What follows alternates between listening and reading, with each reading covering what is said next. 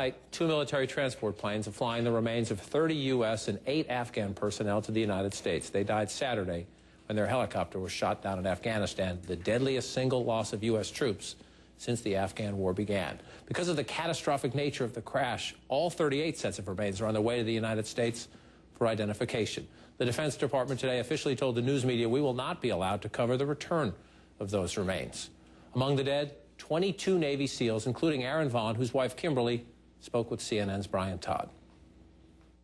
I want to tell the world that he was an amazing man, that he was a wonderful husband and a fabulous father to 2 wonderful children. He was a warrior for Christ, and he was a warrior for our country, and he wouldn't want to leave this earth any other way than how he did. With us now, CNN national security contributor Fran Townsend, who advised President Bush and is now on the external advisory boards of the CIA and the Department of Homeland Security. Also, Brad Thor. He's the author of Full Black. Went on several research missions in Afghanistan and Pakistan with Navy SEALs. Fran, the largest, the most deadly attack in the history of this nearly 10-year war. I want to go over to the wall here just to show our viewers where it took place. And I just want to bring this up.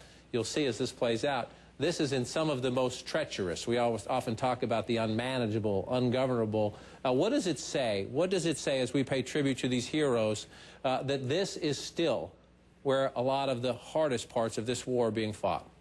Well, John, it tells you a number of things. First of all, this is right on the outskirts, not very far from Kabul, the capital. And that was always, Kabul was the last perimeter, if you will. It was the sort of the sacred ground that our troops protected, mostly to give the Karzai government the opportunity to extend their reign, their government. This is very close to the capital. This is an area that has been handed over to Afghan troops. This was an immediate reaction force that was coming in because we had personnel on the ground in need of assistance, and so you had U.S. soldiers as well as Afghan commandos. And it tells you that the gains that we make there are very fragile. And so as we begin this drawdown, you realize that these gains that we have made at the loss of life and treasure are easily erased if we do this too quickly. Brad, I know you're familiar with these types of operations. I want to get some insights in a minute, but first it's important. I want you to listen to how the president, in paying tribute to these heroes today, described the state of play in Afghanistan. We don't have it. The president said, I know our troops will continue the hard work of transitioning to a stronger Afghan government.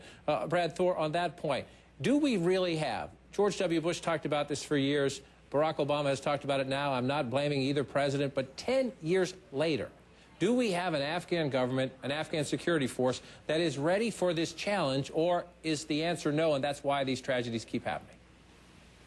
No, the answer is absolutely no. The Afghans are in no position to defend themselves. The Afghan government is completely corrupt, and it's riddled with Iranian spies. There's a lot about the killing, the terrible tragedy of these SEALs being killed that is very, very disturbing, John.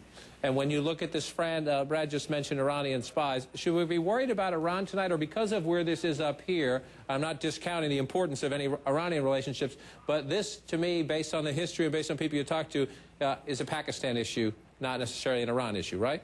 Well, that's right, John, except, I mean, to Brad's point, look, we have seen an increasing amount of Iranian involvement and support in Afghanistan, and oh, by the way, they've been spoilers inserting themselves into Afghanistan and undermining U.S. efforts. You know, the Iranians don't always come in the front door, and oftentimes they work through proxies and they insert themselves to cause Americans and American forces difficulty around the world. We saw it in Iraq, and that makes sense to everybody because that's a neighbor, but we see it in places like Afghanistan as well.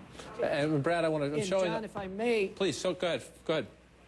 I was going to say, Fran's analysis is always spot on. It's why I enjoy watching her so much. I'd like to add that there's word out that what took down this helicopter might be what's known as an IRAM, an improvised rocket-assisted mortar.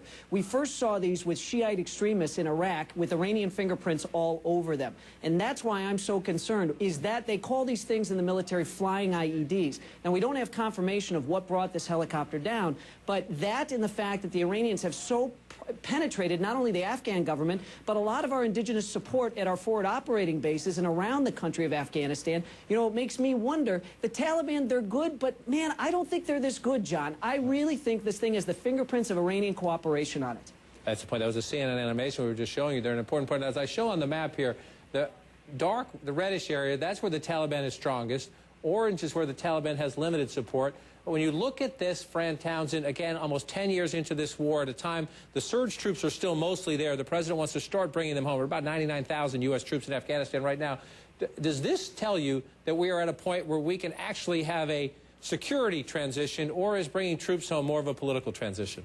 Oh, look, let's call it what it is, John. It's a political transition. President Obama ran on drawing down in Afghanistan, and he's trying to keep true to that promise before he faces re-election in 2012. Now, that's not to say we have to look at this strategy, and when you consider that we're 10 years out and that the Taliban, perhaps with the support and assistance of other proxies, other terrorism supporters, are able to launch this kind of attack, deadly attack against our nation's most elite forces, we have to ask ourselves really honestly about what progress has been made or not been made. I think Brad's exactly right. Afghan troops are not up to this. That's patently obvious. And the level of corruption in the Afghan government is another issue that really bedevils us. I'll get emails on this. I just want to make clear a little bit of a misspeak there. He said he would bring home troops in Iraq, but the president actually promised in 2008 to fight the war in Afghanistan. Brad, you think it's a mistake to acknowledge these Navy SEALs, they were not the same men who were involved in the bin Laden raid, but many of them from the same unit. You think it's a mistake to acknowledge that this was a SEAL unit. Why? John, I'm a Chicago guy. I know Bill Daley. We don't always agree on politics, but I like the guy personally. Bill Daley ought to be enraged tonight. We went and we got Osama bin Laden with SEAL Team 6. Every Taliban member, every al-Qaeda member, every enemy of this country should quake in their beds at night, afraid of SEAL Team 6 coming to get them. And what did we do? We handed a propaganda victory over to the enemy by saying it was SEAL Team 6 members on this helo that went down. Why could we have not just said it was American personnel? Why let the enemy know Allah or whomever is on their side and help them take down this helicopter? Whoever leaked this, whether it was done with permission or whatever, that head should roll. This is unforgivable to leak that to the media. Brad Thor, Fran Townsend, appreciate your insights to that on this story. When we come back, we'll